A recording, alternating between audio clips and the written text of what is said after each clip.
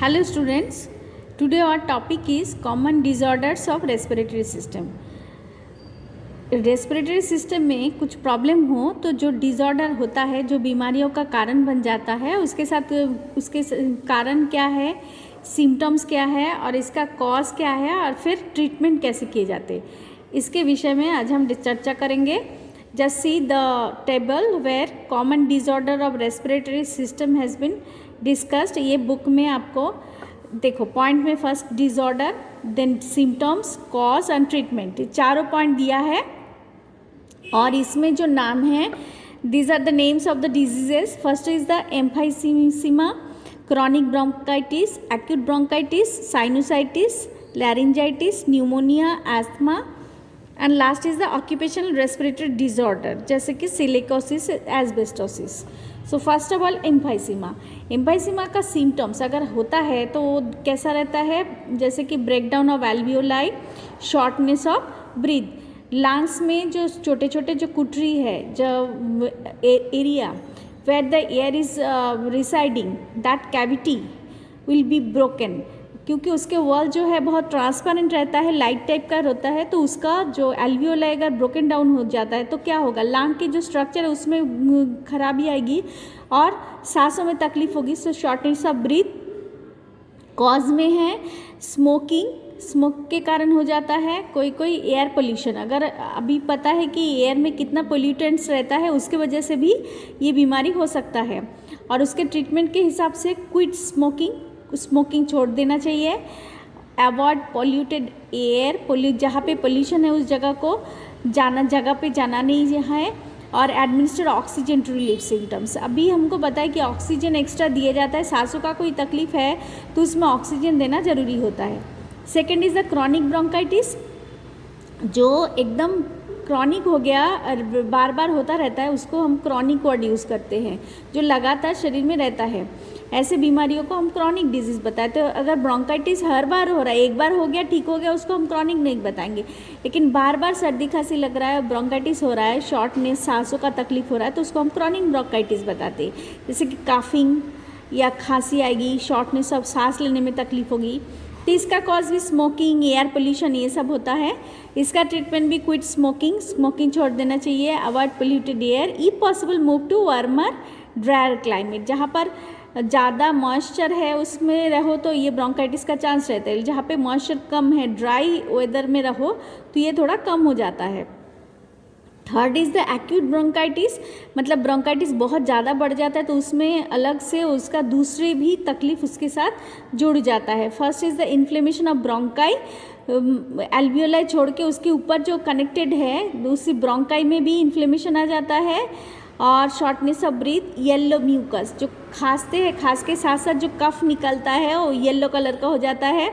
और इसका कारण है वायरल इन्फेक्शन या बैक्टीरियल इन्फेक्शन. और इफ़ बैक्टीरियल और take antibiotics, cough medicine use vaporiser. ये नॉर्मल सर्दी खांसी के लिए हम यूज़ करते हैं. So all of you know what are the treatment. Next is the sinusitis, inflammation of the sinuses, mucus discharge. इसमें खांसी के साथ साथ कफ भी निकलता है. साइनस के प्रॉब्लम में भी होता है. वायरस बैक्टीरिया के इन्फेक्शन से, इफ बैक्टीरियल, अगर बैक्टीरियल इन्फेक्शन है तो टेक एंटीबायोटिक्स एंड डिसकॉन्जेंटेंट्स, जिससे कि आपका सांसों की तकलीफ ना हो. और यूज़ वेपोराइज़र. ऐसे नॉर्मल कोरोना में भी ऐसे डिसकॉन्जेंटेंट यूज़ होता था, वेपोराइज़र का भी. और कुछ ऑयल ये वो यूज़ करते हैं. तो ये सर्दी खांसी में हम सरसों का तेल ये जो यूज़ करते हैं, these are the decongestants. Then laryngitis, अगर लैरिंग्स में इन्फ्लेमेशन हो तो गला बस बैठ जाता है. Inflammation of the larynx, vocal cords, so throat, गले में भी घाव हो जाता है, गले की आवाज़ जो है खराश हो जाता है, harshness of voice, mucus buildup and cough, उसमें खांसी भी होगी. और इसका कॉज भी वायरस, बैक्टीरिया. अगर बैक्टीरियल हो तो एंटीबायोटिक्स लेना चाहिए, मेडिसिन लेना चाहिए, वॉइस टेस्ट रेस्ट देना चाहिए, ज़ोर से चिल्ला के बात नहीं करनी चाहिए और वेपोराइज़र यूज़ करना है. Next is the pneumonia. Pneumonia को पता है, बहुत लोगों को होता है, बचपन में सभी को थोड़ा बहुत पता है. तो उसमें क्या होता है, inflammation of the lungs ranging from mild to severe हो सकता है. कफ फीवर आएगा. शॉर्टनेस ऑफ ब्रीथ, सांस लेने में तकलीफ, चिल्स, बहुत ठंडी लगती है, बुखार जैसा, स्वेटिंग, कभी कभी फिर ज़ोर से स्वेटिंग भी होगा, पसीना आता है, फिर chest pain, blood in mucus, अभी जो कफ निकालेंगे उसके साथ खून भी आ सकता है। तो इसका कॉज अगर बैक्टीरिया या वायरस, दो कारण से हो सकता है। कंसल्ट फिजिशियन इमीडिएटली, फिजिशियन के साथ बात करना चाहिए, एंटीबायोटिक्स लेने चाहिए, काफ मेडिसिन और stay warm. Asthma, constriction of bronchioles, mucus buildup in bronchioles, periodic wheezing, difficulty in breathing, बीच बीच में मतलब सांस लेते समय तकलीफ, फिर गले का आवाज़ आता है, तो ये सारे प्रॉब्लम उसमें दिखता है। तो उसके कारण कॉज क्या है? एलर्जी के कारण, पोलन एलर्जी से हो सकता है, जो पोलन ग्रेन निकलता है किसी किसी को, उससे भी एलर्जी आती है।